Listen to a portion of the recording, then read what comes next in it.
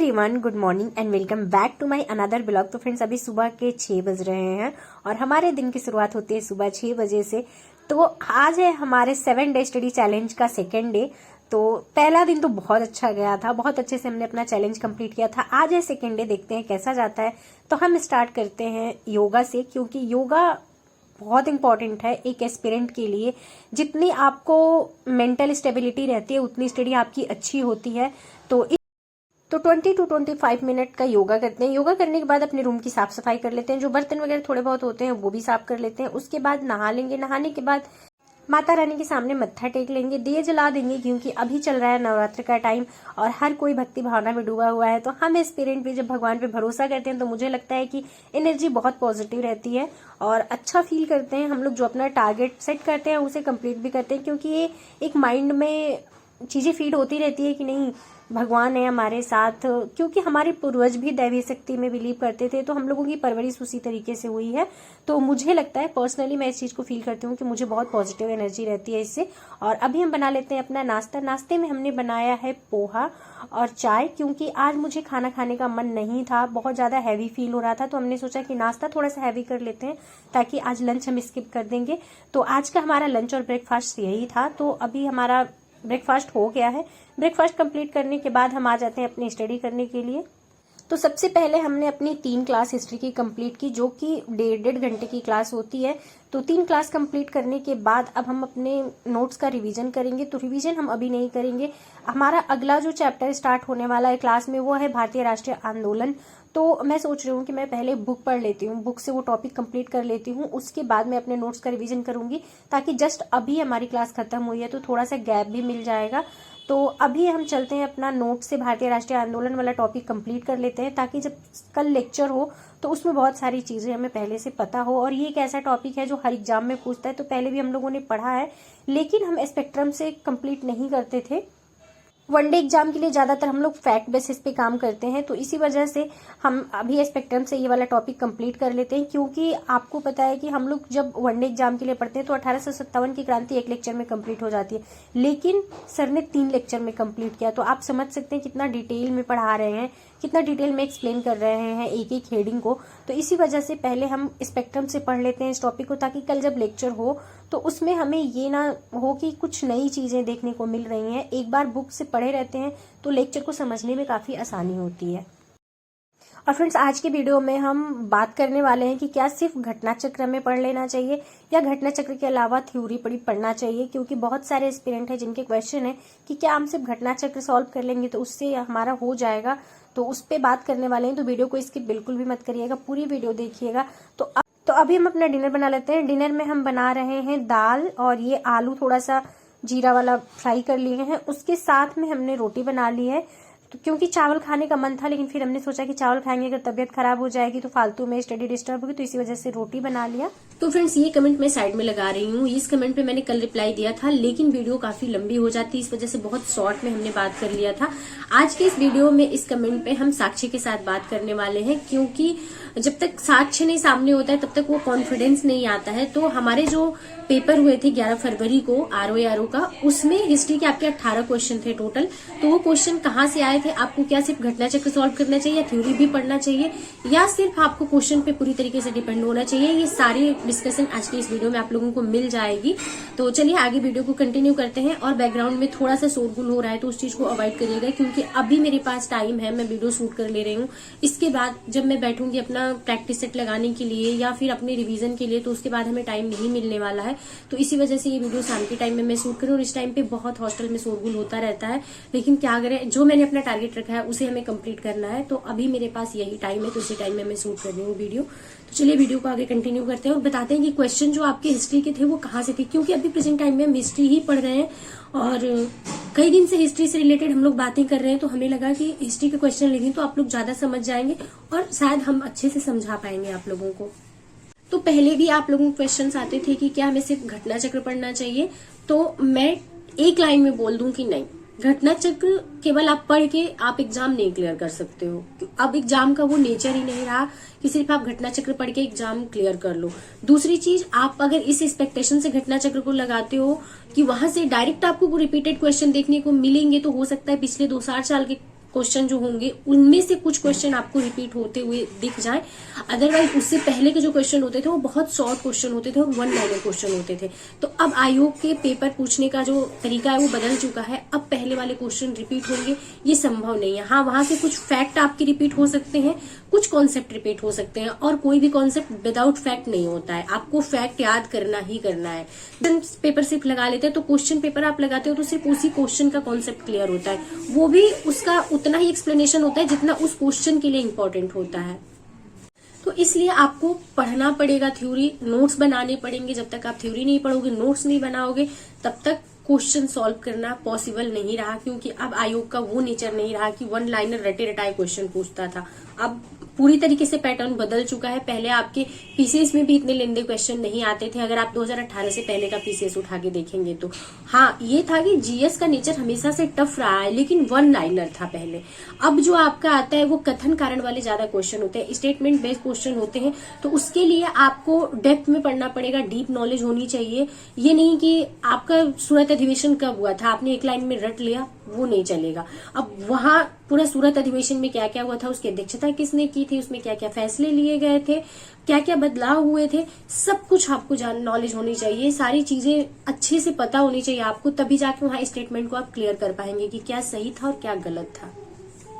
तो फ्रेंड्स, मुझे जो बुकलेट मिली थी वो थी बुकलेट ए, सीरीज ए था। तो इसमें सबसे पहला क्वेश्चन जो हिस्ट्री का था वो था सैयद वंश के सुल्तानों का सही कालानुक्रम क्या है। वो आपके घटना चक्र से डायरेक्ट क्वेश्चन है। बस ये है कि आपको थोड़ा सा डिटेल में पढ़ना पड़ेगा कि उसमें कितने शासक हुए थे, किसका कालानुक्रम कैसे था। तो ऐसा कुछ नहीं था कि ये बहुत अनजान टॉपिक उठा लिया, आपने नहीं पढ़ा, अरे ये क्या आ गया, ऐसा वाला कुछ नहीं था। उसके बाद आपका मुगल शासकों का विचार कीजिए तथा उनको कालानुक्रम व्यवस्थित करिए। सेम उनके कालानुक्रम को व्यवस्थित करना है। ये मुगल शासक ऐसे थे जो बहुत ज्यादा पॉपुलर नहीं थे, तो हो सकता है डिफिकल्टी आई होगी, क्योंकि मुझे भी प्रॉब्लम आई थी इसमें। क्योंकि बहुत इनको जब भी हम लोग हिस्ट्री पढ़ते हैं तो पहली चीज तो मैनुअल हिस्ट्री हम लोग उतना पढ़ते नहीं कि मैनुअल से बहुत कम पूछेगा, लेकिन मैनुअल का ये लास्ट वाला जब आप पार्ट पढ़ते हैं, यानी कि आपका कह लीजिए एक तरीके से वो मॉडर्न और मैनुअल के बीच का पार्ट होता है, तो वहां से ये क्वेश्चन उठाया गया था। जहांदार शाह, मोहम्मद शाह, फर्रुख सियर, बहादुर शाह, ये बहुत ज्यादा फेमस नहीं, इसमें बहादुर शाह को आपने पढ़ा होगा, लेकिन बाकियों को भी पढ़ा होगा, लेकिन उतने ये चर्चित मुगल बादशाह नहीं रहे हैं, तो इसमें डिफिकल्टी आई होगी आप लोगों को। उसके बाद गुप्तकालीन प्रशासनिक विभाजन का सही अनुक्रम क्या है, तो इसमें शब्द को देके पूछ लिया था। तो ये थोड़ा सा टफ मुझे भी लगा था, क्योंकि दो शब्दों में मैं वहां पे कंफ्यूज थी। अब एक क्वेश्चन था जो मुझे उस टाइम पे भी कंफ्यूज किया, मुझे पता ही नहीं था इसके बारे में, मैं क्लियरली बोलूंगी। रुद्रमा के संदर्भ में निम्नलिखित कथनों पर विचार कीजिए। एक ऐसा क्वेश्चन था जो मुझे लगा कि ये कहाँ से पूछ दिया, जबकि ऐसा नहीं, ये भी आपके सिलेबस का ही हिस्सा है, लेकिन हमने नहीं पढ़ा था इसको। उसके बाद हम आ जाते हैं सूची 1 को सूची 2 से सुमेलित कीजिए। ये फिरोज शाह तुगलक, अब्दुल मलिक इसामी, अमीर खुसरो, जियाउद्दीन बर्नी। अगर इसमें से आपको फिरोज शाह तुगलक, अमीर खुसरो और जियाउद्दीन बर्नी अगर आपको पता है, तो एक अगर नहीं भी पता होता तब भी आप क्वेश्चन कर ले जाते। तो इसमें ऐसा कुछ नयापन नहीं था, ये आपके घटना चक्र में क्वेश्चन मिल जाएगा। वो अलग की बात है कि आपको एग्जैक्ट डिक्टो क्वेश्चन नहीं मिलते हैं, कि जो 4 इसमें सुमेलित करने के लिए दिया है वही 4 आपके घटना चक्र में कोई क्वेश्चन बैठा हुआ हो। तो आप ये एक्सपेक्टेशन के साथ क्वेश्चन नहीं सॉल्व करते हैं कि हमें डायरेक्ट वर्ड टू वर्ड वही क्वेश्चन मिलेगा। अब इसके बाद मिराते सिकंदरी पुस्तक का नाम पूछा था, तो कुछ अनजाना सा नहीं था, लेकिन हो सकता है कि आपने ना पढ़ा होगा, क्योंकि इसके बारे में आपका स्टेटमेंट बेस्ड क्वेश्चन था। तो ये आप तभी बता सकते हैं जब आपको पूरी तरीके से जानकारी होगी। तो इसीलिए मैं कहती हूँ बुक आपको पढ़ना चाहिए। बाद आपका था पंजाब का विलय, यानी कि पंजाब अवध झांसी का जो डलहौजी विलय कर रहा था वो किस आधार पे विलय कर रहा था, उसमें क्या क्या वो नीतियां अपना रहा था, किस दिन किसका विलय हुआ था, यही से क्वेश्चन बने हैं। तो कुछ बहुत नया नहीं है, और मुझे नहीं लगता कि आप अगर घटना चक्र मन से सॉल्व किए होंगे थ्योरी पढ़ने के बाद तो आपसे क्वेश्चन नहीं बना होगा। वो अलग की बात है कि जब हम लोग स्टार्टिंग में पढ़ते हैं तो 1-2 बार पढ़ लेते हैं, तो हम लोगों को लगता है कि बस 1-2 बार पढ़ तो लिए ना, अब हम क्वेश्चन बना लेंगे। और आप जब एक रूम में बैठ के क्वेश्चन बना रहे होते हैं, वापस उसी का रिवीजन कर रहे होते हैं, तो वो थोड़ा बोरिंग हो जाता है, क्योंकि एक चीज को हम कितनी बार पढ़ेंगे ये सोचते हैं। लेकिन वही तो सबसे बड़ी मिस्टेक हो जाती है, जब हम लोग जितनी बार उसको पढ़ते हैं उतना अपने इरादों को मजबूत करते हैं, अपने कॉन्सेप्ट को मजबूत करते हैं और अपने फैक्ट को याद करते हैं, तो वो हमें एग्जामिनेशन हॉल में मदद करता है। और वही गलती हम लोग स्टार्टिंग में कर जाते हैं। तो हम यही कहेंगे कि जितना आपको टाइम मिल रहा है उतना क्वेश्चन सॉल्व करने का प्रयास करिए और इस एक्सपेक्टेशन के साथ नहीं कि सेम क्वेश्चन रिपीट होंगे, लेकिन अगर आपने बहुत अच्छे से सॉल्व किया, उसके एक्सप्लेनेशन पे फोकस किया है, आपने थ्योरी पढ़ा है, जो आपने नोट्स बनाया है उसका बार बार आपने रिवीजन किया है, तो मैक्सिमम क्वेश्चन आप बना ले जाएंगे एग्जामिनेशन हॉल में। 100% कुछ नहीं होता है। मैं बार बार कहती हूँ कि अगर आप ये एक्सपेक्टेशन रखते हैं कि हमने हिस्ट्री बहुत अच्छे से पढ़े और हिस्ट्री के 100% क्वेश्चन हमारे बन जाएंगे, तो कुछ 2-4 क्वेश्चन ऐसे निकल के आ ही जाते हैं आपके 18-20 क्वेश्चन में से, जो कि आपके लिए बहुत टफ हो जाता है। हो सकता है कि उस क्वेश्चन से आप परिचित हो, लेकिन जो इसका स्टेटमेंट दे रहा है उसमें आपको क्लियरिटी ना मिले, क्योंकि इस 18 क्वेश्चन में से ऐसा नहीं कि मुझे 18 के 18 क्वेश्चन आ रहे थे। इसमें भी 1-2 क्वेश्चन ऐसे थे जो मेरे लिए बिल्कुल नयापन था उसमें, और कुछ क्वेश्चन ऐसे थे जो हमने पढ़ा तो था, लेकिन जो स्टेटमेंट दिया हुआ था उसमें मैं क्लियर नहीं हो पा रही थी। क्वेश्चन ऐसा था जो कालानुक्रम दिया हुआ था, उसमें भी मैं कंफ्यूज थी, क्योंकि जो बहुत चर्चित शासक होते हैं उनके बारे में हम लोग बार बार पढ़ते हैं, लेकिन जो बहुत चर्चित नहीं होते हैं उनके बारे में हम लोग उतना नहीं पढ़ते हैं। तो उनका जब कालानुक्रम व्यवस्थित करने के लिए दे देता है तो बहुत प्रॉब्लम होती है। तो हो सकता है कि इस प्रॉब्लम आपके साथ आई हो, लेकिन अगर आपने ये कमेंट किया था तो मुझे लगा एक बार एक्सप्लेनेशन के साथ थोड़ी सी देख लेते हैं कि क्या क्वेश्चन था, कहाँ से क्वेश्चन था और कैसे क्वेश्चन थे, क्योंकि हम लोग एस्पिरेंट हैं, हम लोगों को ये बात पता होनी चाहिए कि आयोग जो क्वेश्चन बना रहा है वो कहाँ से बना रहा है, उसका नेचर क्या है। अगर हम लोग वहीं पे भटक जाएंगे तो हम लोगों के लिए बहुत डिफिकल्ट हो जाएगा एग्जाम में क्वेश्चन अपना सॉल्व करना, क्योंकि हम लोगों को लगेगा अरे हमने जो पढ़ा था वो तो आया नहीं, साइमन कमीशन से क्वेश्चन पूछा था। एक क्वेश्चन और था जो मेरे लिए बहुत टफ हो गया था, दक्षिण अफ्रीका में भारतीयों का जुझारूपन को देखकर गांधी जी को यह विश्वास हो गया था कि भारतीय जनता किसी उद्देश्य के लिए जुझारू संघर्ष और बलिदान के लिए तैयार हो जाएगी।